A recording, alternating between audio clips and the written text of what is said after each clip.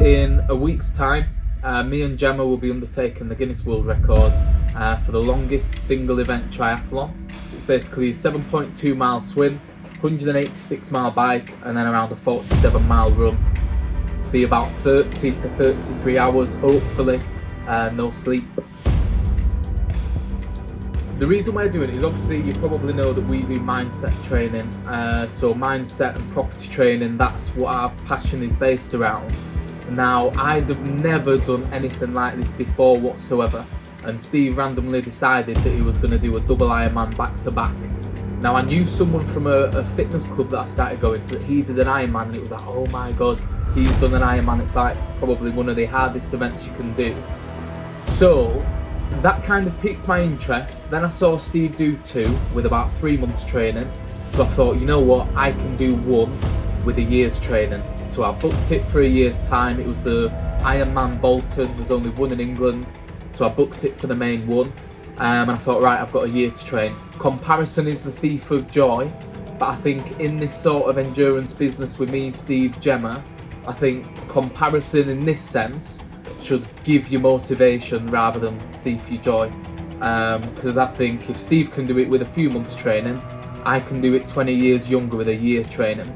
So I trained for the Ironman. I got coaching from Ronnie and Damo, who helped Steve do his.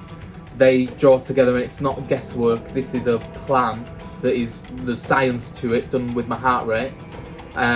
Did my Ironman, that was great. I put my bike up for sale, I put my turbo trainer up for sale, put my tri-suit up for sale, and I says I'm retiring. Gemma had recently finished her 100 miler. I just finished my Ironman, and when I was beefing at the finish line, we said that we're never going to do another endurance event. Then Steve announced he was going to go for the Guinness World Record. So I thought, right, I'll support him with that. Ended up supporting Steve with it. I thought, bloody hell, this is inspiring, and I think I could do it, you know, after seeing the world of pain Steve was in with little training. His longest training run was 13 miles. He did just under 50 miles in his event.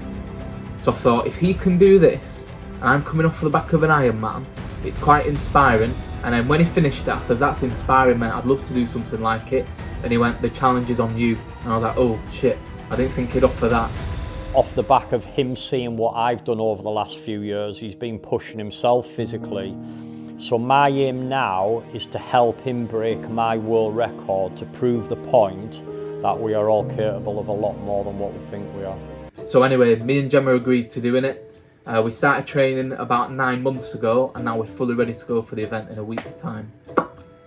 So the training, don't get me wrong, if you was asking me this a year ago, when I was just coming to the end of my training block for the Ironman, I would have said ridiculously hard. This one has been ridiculously hard, but I'm more used to the strain on my body, so that's okay. It's just been stressful because I'm working full time. Me and my partner have just bought a house 6-8 months ago that's requiring a full refurb, while trying to balance family life, friends, refurbing a house, full-time job. It's been probably the biggest challenge, and I was discussing with my partner that once this event is out of the way, I don't actually know what my life is going to look like, because everything is based around the training. Even convos I have with friends, family, colleagues, it's all that, how's your training going, what have you been up to? So I'm like, what the hell am I going to bloody talk about as well? The thing I'm most kind of dreading or not looking forward to is I've never gone a full night no sleep probably in my life. So the fact I'm having to do that on the event and then do a 47 mile run after being on the bike 14 hours and in the water for 5 hours, I'm just not too sure how that is going to feel. Yes, I can say that I'm going to smash the caffeine out, but the thing is with caffeine, that's meant to get you through the night, not the night and the next day, because you're going to crash and burn at some point or have a banging headache. So I don't know how that's going to look. In my training, the longest run I've done is only 26 miles, a marathon, and I'm going to have to stick another 21 miles on there, so nearly a double marathon. So I'm fearing that. I know I've got the mindset to get me through, but I'm fearing my feet get really tight where I can't bend them. Fearing the sleep, fearing my feet not being able to bend them, and just the run basically. anything is possible. When you've got that amount of skin in the game, when you've been working on your mindset for the last 4 years, you literally can do anything at all. Like I said, if there's a gun to your head, you'd be able to do anything, whether it's a business deal in a certain amount of time, whether it's finding a property below market value, scaling your business, or something endurance like. You can do it. It's just you've got to question whether are you all in. So somewhere on Facebook, somewhere in the emails, there will be a link to watch us, or come in person. It's all getting streamed online, or you can come and attend in Redcar.